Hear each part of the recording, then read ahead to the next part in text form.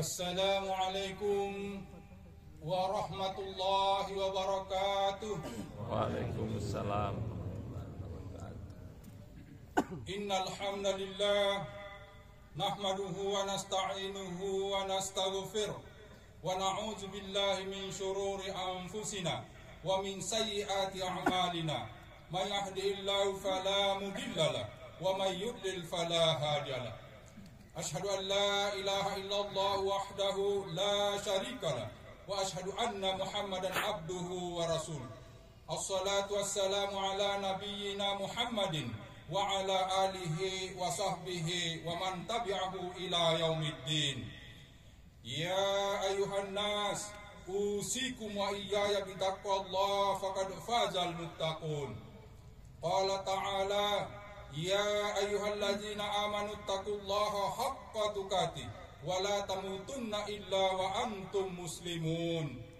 Ya ayyuhan nasu taqu rabbakumul ladzi khalaqakum min nafsin wahidah wa khalaqa minha zawjaha wa batha minhuma rijalan katsiran wa nisaa'a wattaqullaha alladzi tasaaluna bihi wal arham innallaha kana 'alaikum raqiba. Ya ayyuhalladzina amanu taqullaha wa qulu qawlan sadida yuslih lakum a'malakum wa yaghfir lakum dzunubakum wa may yuti'illaha wa rasulahu faqad faza fawzan 'azima. Jamaah salat Id rahimakumullah. Marilah kita bersama-sama senantiasa menyadari bahwa Allah telah banyak melimpahkan rahmat-Nya kepada kita. Banyak teramat banyak, sehingga kita takkan mampu menghitungnya, sebagaimana ditegaskan dalam Al-Quran, wa in ta'uddu ni'matallahi la tuhsuha innallaha lagafurur rahim. Jika kamu menghitung nikmat Allah, niscaya kamu tidak akan mampu menghitungnya. Sesungguhnya Allah Maha Pengampun lagi Maha Penyayang.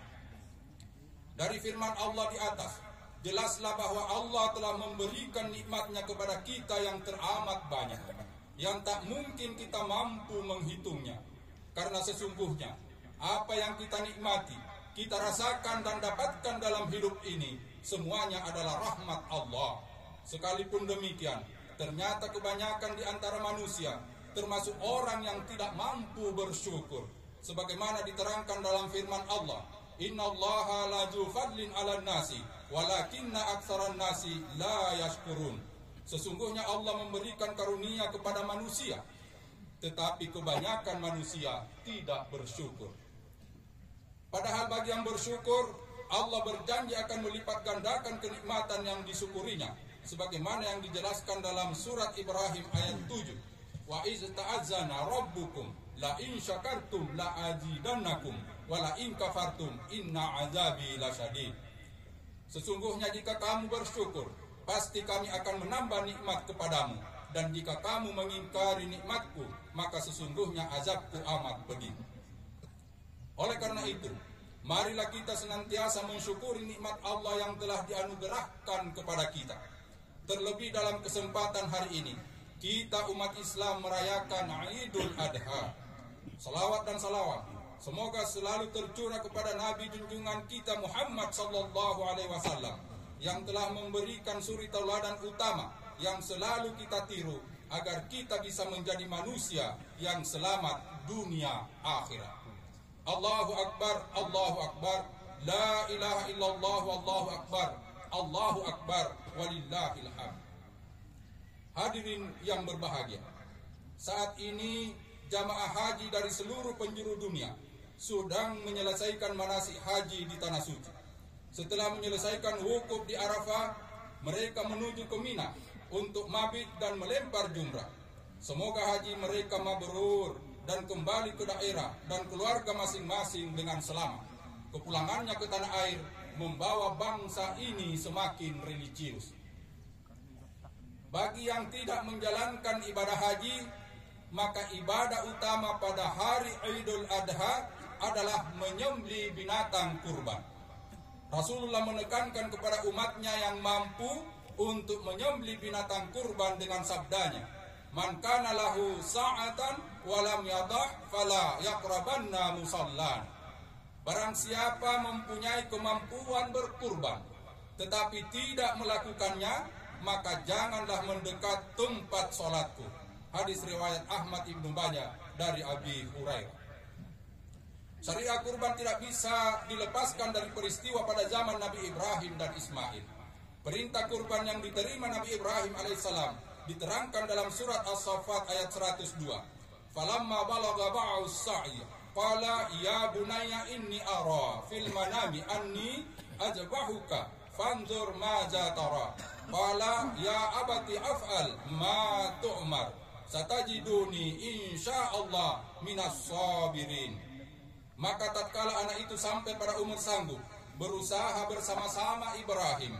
Ibrahim berkata, "Hai anakku, sesungguhnya aku melihat dalam mimpi bahwa aku menyembelihmu, maka fikirkanlah apa pendapatmu." Ia menjawab, "Hai bapakku, kerjakanlah apa yang diperintahkan kepadamu. Insya Allah kamu akan mendapatiku termasuk orang-orang yang sabar." Nabi Ibrahim alaihissalam adalah nabi yang mendapat sebutan Abul Anbiya, bapak para nabi. Dalam Idul Adha ini kita meneladani pengalaman dan pengalaman keluarga Ibrahim yang penuh dengan cobaan, pengorbanan, ketabahan dan keikhlasan.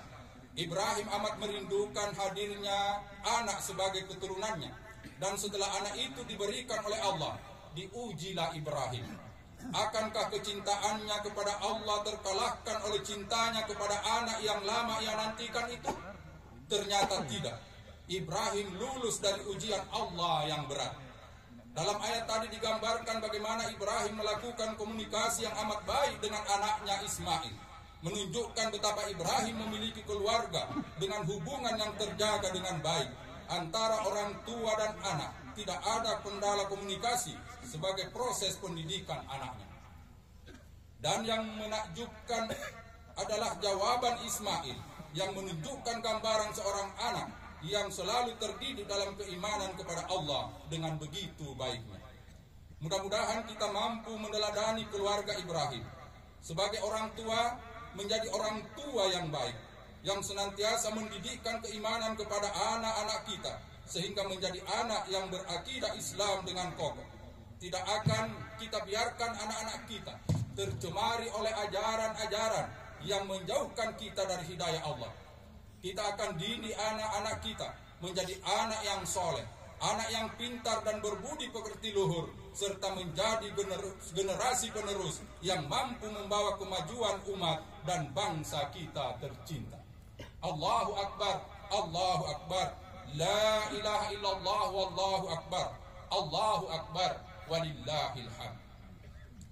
Jamaah salat Id yang berbahagia, kita prihatin sebagian dari saudara kita masih berada dalam kemiskinan.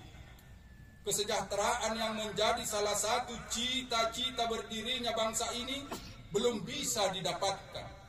Yang lebih memprihatinkan adalah runtuhnya moral sebagian warga bangsa ini.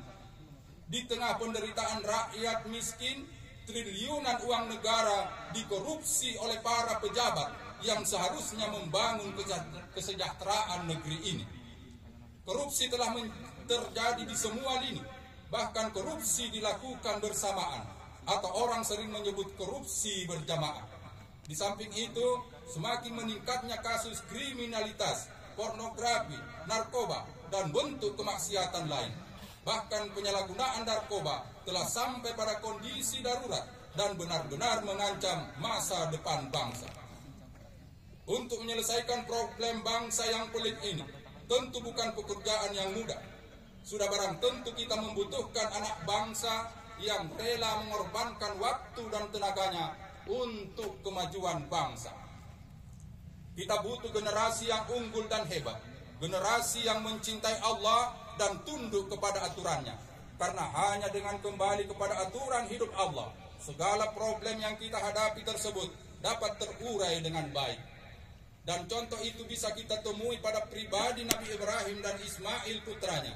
Inilah saatnya kita meneladani dengan benar pribadi mulia itu. Salah satunya dengan menghayati syariat kurban. Allahu Akbar, Allahu Akbar. La ilaha illallah wallahu akbar. Allahu Akbar walillahil hamd. Jamaah salat Id yang berbahagia, ibadah kurban yang kita lakukan memiliki dua dimensi. Pertama adalah ibadah bersifat vertikal, semata-mata berbakti kepada Allah dan hanya mengharapkan keridaan Allah Subhanahu wa taala. Bahwa hanya ikhlas karena Allah kurban itu dilakukan. Kurban juga sebagai perwujudan tauhid, mencintai Allah di atas cinta kepada yang lain, melebihi cintanya kepada keluarga dan harta benda yang ia miliki, melebihi cintanya kepada jabatan dan seluruh fasilitas yang didapatkan selama ini. Dan keikhlasan berkurban karena kecintaan kepada Allah itulah yang menentukan kurban kita diterima atau tidak, sebagaimana dijelaskan dalam firman-Nya Quran surat Al-Hajj ayat 37. Lan yanalallaha lahumuha wala dima'uha walakin yanaluhu taqwa minkum kadzalika sakhkhara lakum litukabbirullaha ala ma hadakum wa basyiril muhsinin. Daging-daging unta dan darahnya itu sekali-kali tidak dapat mencapai keridaan Allah, tetapi ketakwaan dari kamulah yang dapat mencapainya. Demikianlah Allah telah menundukkannya untuk kamu, supaya kamu mengagungkan Allah terhadap hidayahnya kepada kamu, dan berilah kabar gembira kepada orang-orang yang baik. Kedua adalah ibadah yang bersifat horizontal, yakni menyantuni para duafa, melakukan pembagian daging kurban tanpa membeda-bedakan agama, suku, dan golongan. Kurban merupakan wujud nyata dari upaya orang yang mampu untuk membantu kesejahteraan sesama, bahwa seorang tidak boleh hanya memikirkan dirinya sendiri, tetapi dalam hidup ini ada peran kehidupan yang kita lakukan untuk orang dan untuk menolong orang. Semangat rela berkurban seperti inilah yang seharusnya selalu ada di setiap anak negeri, terlebih pada diri para pemimpin bangsa. Apabila para pemimpin telah memiliki jiwa rela berkorban untuk kepentingan rakyat yang dipimpinnya, niscaya ia tidak akan berlaku korup, menggasak uang negara untuk kepentingan dirinya. Ketika orang yang mampu dan memiliki harta berlebih telah memiliki semangat berkorban, semangat menolong penderitaan saudaranya, maka kesejahteraan sesama menjadi bagian yang tidak terpisahkan dari hidupnya. Ia sadar bahwa menolong sesama adalah wujud ibadah yang sangat tinggi nilainya di mata Allah. Menolong sesama sebagai perwujudan amal soleh dari iman yang telah tertanam dengan kokoh. Allah berfirman dalam ayat yang panjang Quran surat Al-Baqarah ayat 177 menggambarkan sikap takwa seorang hamba. Laisal birra an tuwallu wujuhakum qibalal masyriqi wal maghribi walakinnal birra man amana billahi wal yaumil akhir wal malaikati wal kitabi wan nabiyina wa atal mala ala hubbihi zawil kurba wal yatama wal masakina wa banas sabili was sailina wa fir riqabi wa aqamis salata wa ataz zakata wal mufuna bi ahdihim idza ahadu was-sabirina fil ba'sa'i wad-dharra'i wa hinal ba's ulaika alladzina sadaqu ulaika humul muttaqun. Bukanlah menghadapkan wajahmu ke arah timur dan barat itu suatu kebajikan, akan tetapi sesungguhnya kebajikan itu ialah beriman kepada Allah, hari kemudian, malaikat-malaikat, kitab-kitab, nabi-nabi, dan memberikan harta yang dicintainya kepada kerabatnya, anak-anak yatim, orang-orang miskin, musafir yang memerlukan pertolongan, dan orang-orang yang meminta-minta, dan memerdekakan hamba sahaya, mendirikan sholat dan menunaikan zakat, dan orang-orang yang menepati janjinya apabila ia berjanji, dan orang-orang yang sabar dalam kesempitan, penderitaan, dan dalam peperangan. Mereka itulah orang-orang yang benar imannya, dan mereka itulah orang-orang yang bertakwa. Oleh karena itu, marilah semangat berkurban ini senantiasa menjadi sikap hidup kita, bahwa menjaga iman dengan menegakkan tauhid harus juga diikuti dengan kepedulian kita terhadap penderitaan sesama. Allahu Akbar, Allahu Akbar, la ilaha illallah wallahu akbar, Allahu Akbar, walillahil hamd. Jamaah salat Id yang berbahagia, upaya kita meneladani Nabi Ibrahim juga bisa kita lakukan dengan mengkaji salah satu doa beliau yang tertera di dalam surat Asy-Syu'ara ayat 83 sampai 85. Rabbi habli hukman wa alhiqni bis-salihin waj'al li lisana sidqin fil akhirin waj'alni min warasati jannatin na'im.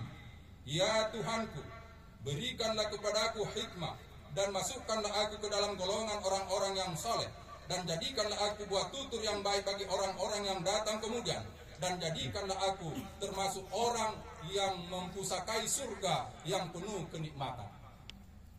Dalam ayat di atas, Nabi Ibrahim memohon agar diberi hikmah, diberikan kebijaksanaan. Menurut Ibnu Abdas, yang dimaksud diberi hikmah adalah diberi ilmu pengetahuan. Tentunya agar dengan ilmu pengetahuan itu kita bisa bertindak bijaksana, menjadi orang pintar dan sekaligus benar. Orang yang seperti inilah yang sangat dinantikan dalam membawa umat dan bangsa yang berkemajuan. Nabi Ibrahim juga memohon agar dijadikan buah tutur yang baik bagi generasi sesudahnya. Menjadi buah tutur kebajikan tentunya bisa terwujud manakala dalam hidup ini kita meninggalkan rekam jejak yang baik, meninggalkan amal soleh yang bermanfaat untuk orang banyak. Maka dialah yang akan dikenang. Seperti kata pepatah, manusia mati meninggalkan nama. Bangsa ini memiliki orang-orang besar yang karya dan pengorbanannya telah dirasakan manfaatnya oleh umat dan bangsa ini. Oleh karena itu, marilah kita senantiasa berjuang agar dalam hidup kita selalu melakukan kebaikan, memberikan manfaat kepada lingkungan kita, kepada siapapun yang bergaul dengan kita. Hidup kita hanya sekali, harus menjadi hidup yang berarti. Bukan hanya bagi kita sendiri, tapi juga untuk orang lain, untuk umat dan bangsa. Disinilah pengorbanan itu selalu dibutuhkan. Akhirnya, marilah kita memohon kepada Allah, semoga kita senantiasa diberi hidayah, sehingga di dalam menghadapi hidup yang semakin sulit ini, kita tetap menjalani dengan benar. Allahumma salli ala Muhammad wa ala alihi wa ashabihi ajma'in ya arhamar rahimin. Allahumma ghafir lil mu'minina wal mu'minat wal muslimina wal muslimat al ahya'i minhum wal amwat. Allahumma arinal haqqa haqqa warzuqna ittiba'a wa arinal batila batila warzuqna ijtinaba. Rabbana la tu'akhidhna in nasina aw akhtana. Rabbana wa la tahmil alaina isran kama hamaltahu 'alal ladzina min qablina. Rabbana wa la tuhammilna ma la taqata lana bi. Wa'fu 'anna waghfir lana warhamna anta maulana fansurna 'alal qaumil kafirin. Rabbana atina fid dunya hasanah wa fil akhirati hasanah wa qina 'adzaban nar. Subhana rabbika rabbil izzati amma yasifun wa salamun 'alal mursalin walhamdulillahi rabbil alamin. Wassalamualaikum warahmatullahi wabarakatuh. Waalaikumsalam warahmatullahi wabarakatuh.